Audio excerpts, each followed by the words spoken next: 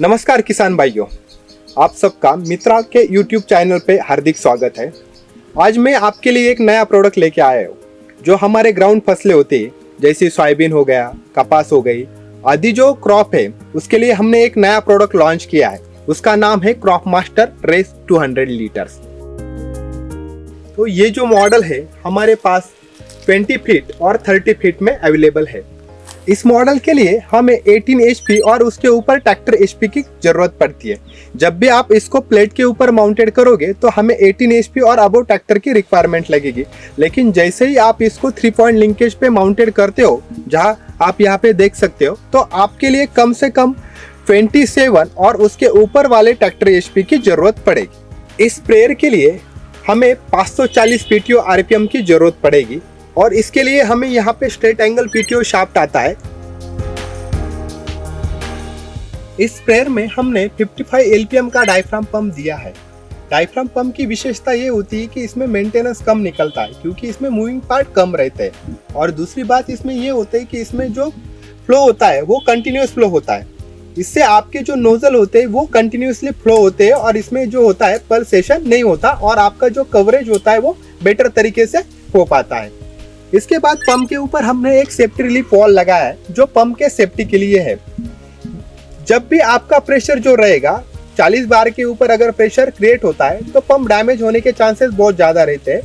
इस वक्त ये प्रेशर रिलीफ वॉल जो होता है वो ओपन हो जाता है और आपका जो पंप होता है वो डैमेज होने से बच जाता है।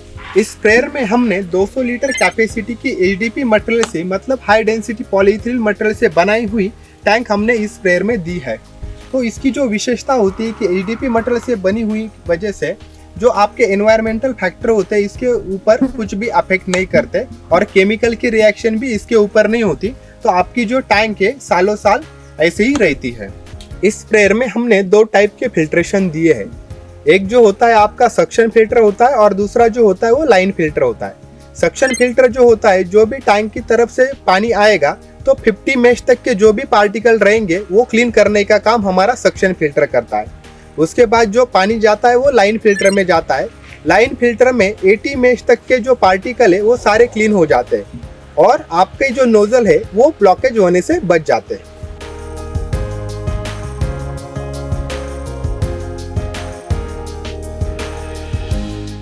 इस स्प्रेयर में 20 फीट और 30 फीट लंबाई वाला बूम स्पैन अवेलेबल है। 20 फीट में आपके 12 नोजल्स और 30 फीट में आपके 18 नोजल इसमें उपलब्ध है। तो इसके जो नोजल्स होते हैं इसमें भी 2 टाइप्स के नोजल है।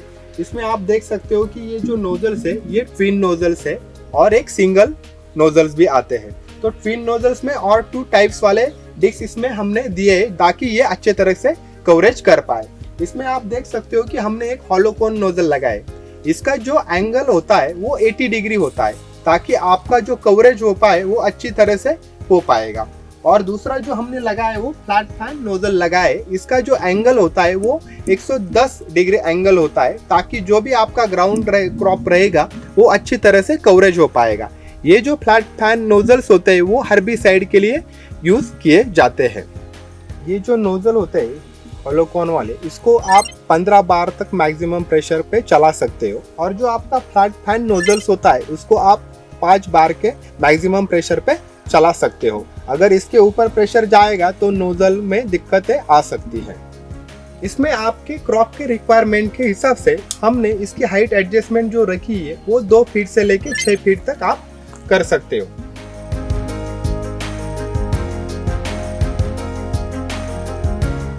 इसकी जो फोल्डिंग अनफोल्डिंग रहेगी वो आप मैनुअल तरीके से कर सकते हो।